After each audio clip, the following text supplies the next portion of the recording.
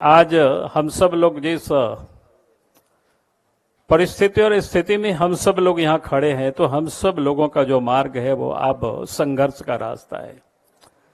जो कि पिछले 6 वर्षों से जिनकी यहाँ सरकार चल रही है, एनडीए अलायंस की सरकार है, जेएमएम, कांग्रेस, राष्ट्रीय जनता दल की सरकार है।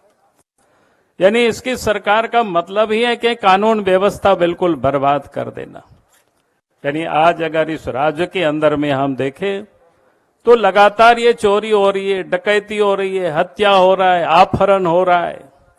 यानी पुलिस का काम जहां अपराधियों को पकड़ने का होता है, लेकिन आज इस प्रदेश में अगर हम कहें कि हेमंत सोरेन ने पुलिस को वसूली में लगा रखा है।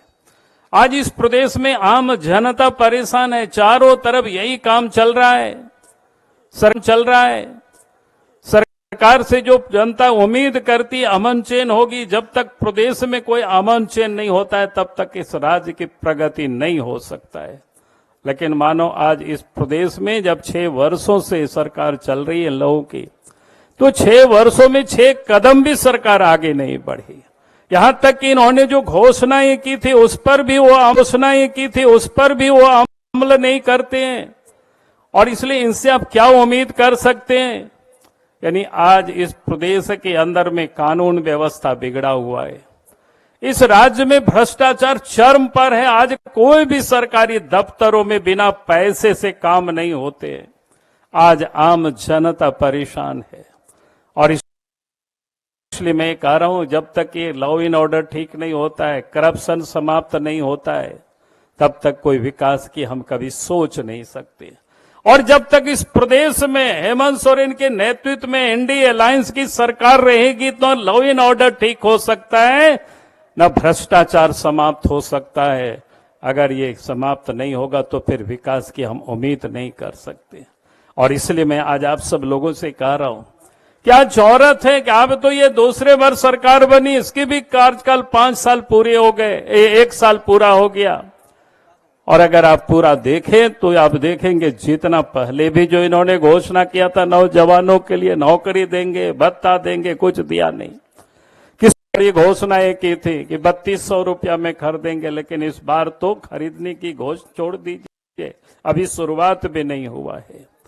नौजवानों को भी वही ठगा इन्होंने, मां बहनों से भी इन्होंने ठगा।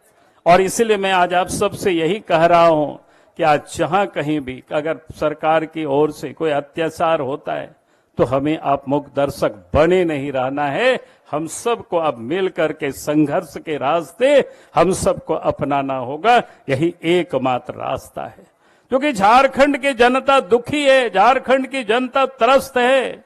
अब वो देख रहे हैं भारतीय जनता पार्टी की ओर, हम सब लोगों की ओर वो जनता देख औने पौने दामों में धान को बेच रही है। पिछले बार अभी शुरुआत भी नहीं हुआ है। नौजवानों को भी वही ठगा इन्होंने, मां बहनों से भी इन्होंने ठगा। और इसलिए मैं आज आप सबसे यही कह रहा हूं कि आज जहां कहीं भी अगर सरकार की ओर से कोई अत्याचार होता है तो हमें आप मूक दर्शक बने नहीं रहना है। हम सबको अब मिल करके संघर्ष के रास्ते हम सबको अपनाना होगा। यही एकमात्र रास्ता है, क्योंकि झारखंड की जनता दुखी है, झारखंड की जनता त्रस्त है। अब वो देख रहे हैं भारतीय जनता पार्टी की ओर, हम सब लोगों की ओर वो जनता देख रही है।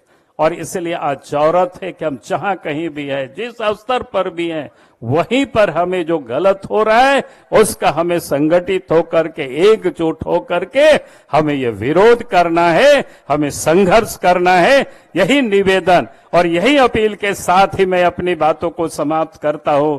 बहुत बहुत धन्यवाद। जय हिंद, जय झारखंड, जोहार। लाइव लगातार के वीडियो को लाइक करें, सब्सक्राइब करें और बेल आइकॉन को दबाना न भूलें।